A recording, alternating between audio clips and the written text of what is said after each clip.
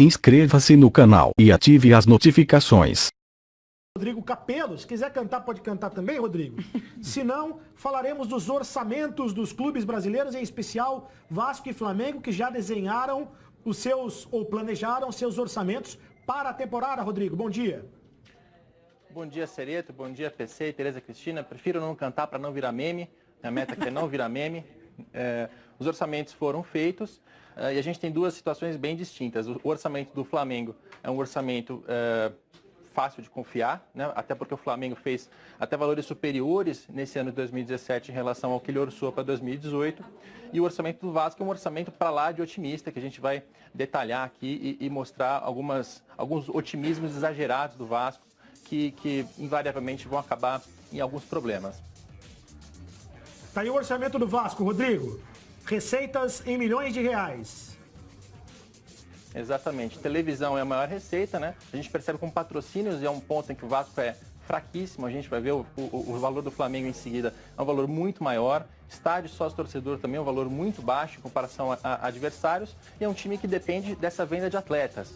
Um orçamento sério não deveria nem considerar esse valor, né? Porque vender jogador é algo absolutamente imprevisível, difícil de contar.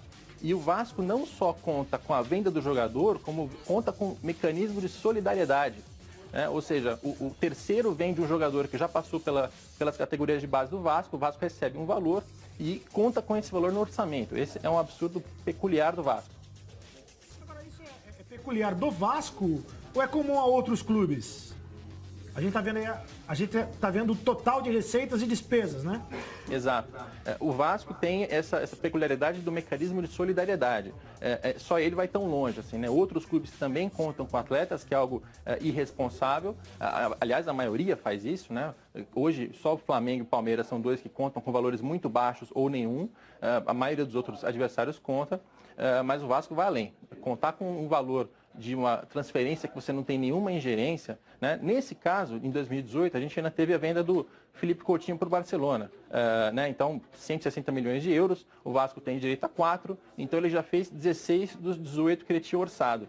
Então, esse ano ele conseguiu, mas ano passado ele orçou a mesma coisa e não conseguiu. É um tipo de irresponsabilidade que não se faz. A negociação do Felipe Coutinho para o Barcelona rendeu ao Vasco 15 milhões de reais. Por ser o clube formador. Por ser o clube formador. Pois não, Paulo César? Não, Rodrigo, antes de você entrar na questão envolvendo o Flamengo, eu queria te fazer uma pergunta. No bloco anterior, nós mostramos o protesto dos torcedores do Fluminense.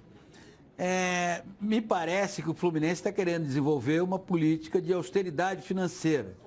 Agora, como manter uma austeridade financeira diante desse tipo de cobrança que o torcedor faz? É complicado. Eu acho que o Fluminense deve ser, no Rio de Janeiro, o clube em pior situação.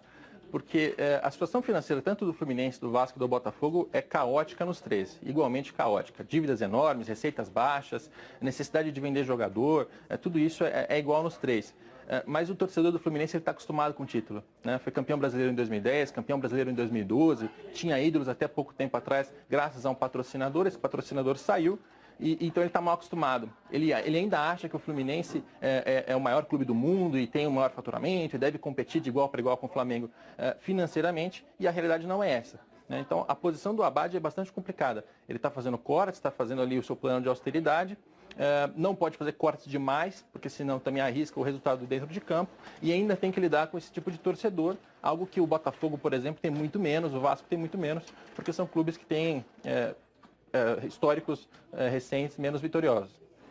Bom, vamos então ao orçamento do Flamengo, projetado pelo Flamengo, para que o Rodrigo Capello, que é colunista da revista Época, nos ajude a interpretar esses números aqui, Rodrigo.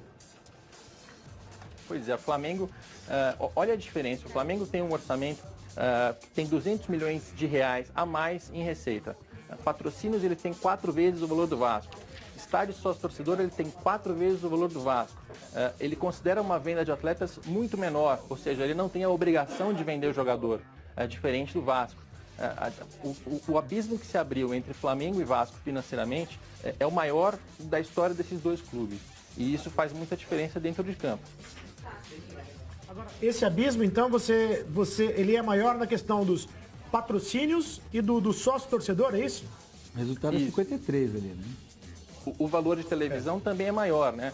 Inclusive o torcedor nas redes sociais reclama muito, né? Diz que a divisão das verbas é desigual e tal, mas se você olhar para os dois orçamentos, você vê que o maior problema não é nem a televisão, é o estádio, é o sócio-torcedor, é o patrocínio, tudo aquilo que o Vasco não consegue fazer funcionar por absoluta falta de competência, credibilidade, pela bagunça política e administrativa que é o clube. Ao que parece, é claro que isso é assunto para programas e para ouvir todos os lados possíveis e imagináveis, mas ao que parece hoje em dia, se você não tiver um estádio onde você possa explorá-lo da melhor maneira possível do ponto de vista do sócio-torcedor e do conforto do seu torcedor, né? Se você não conseguir fazer isso e transformar o produto que é o seu time de futebol em algo atraente para que o torcedor vá ao estádio e que se crie um círculo virtuoso, você vai ficar atrás de outros clubes. É o que o Palmeiras está fazendo. O Palmeiras está fazendo isso. Quando a gente estava falando no bloco anterior sobre a questão que envolve o futebol do estado do Rio de Janeiro, se você pensar que o Campeonato Estadual do Rio de Janeiro, o clube com a segunda maior torcida do estado e uma das torcidas quantitativamente mais expressivas do país, disputou 2 jogos, que é o Vasco, com portões fechados. Pois é, começou o campeonato estadual com 2 jogos de portões fechados. Não foi por punição, foi por incapacidade administrativa. Foi por decisão própria. É isso. Quer dizer, como é que... Aí eu sou potencialmente o empresário disposto a colocar a minha marca nessa camisa que tanta história e conquista tem. Mas eu olho aquele cenário, o cenário não me estimula. Quem vai querer? Não é? É diferentemente do que se passa hoje com o Flamengo. O Flamengo, você olha para o cenário que o Flamengo te apresenta e esse cenário é estimulante. Diferentemente do que acontece com o Palmeiras, do que acontece com outros clubes. Então, me parece, hein, Rodrigo, que ainda há por parte de muito dirigente uma soberba de achar que o problema não existe. Não é mais ou menos isso, não? Pois é, existe soberba e irresponsabilidade. Acrescentando mais alguns detalhes ali do orçamento do Vasco. O Vasco, por exemplo, conta com 8 milhões e meio de reais com basquete. O valor que ele consegue todo em patrocínio. Quantos patrocínios tem a camisa do Vasco no basquete hoje? Nenhum. O campeonato já está rolando. Está na 17ª rodada do NBB. O Vasco não tem nenhum patrocínio, mas ele acha que vai conseguir em 2018 8 milhões e meio. O Vasco vai jogar hoje na Libertadores e conta com 7 milhões de reais em competições internacionais. E se ele perde hoje? E se ele perde na rodada seguinte, ainda anterior à fase de grupos? Quer dizer, o orçamento ele é todo inflado, né, para a conta fechar, para ficar aquele superávit bonito, mas quando vem a realidade, falta dinheiro. E aí nessa falta de dinheiro começa a fazer loucura e entra naquele ciclo vicioso que a gente conhece muito bem.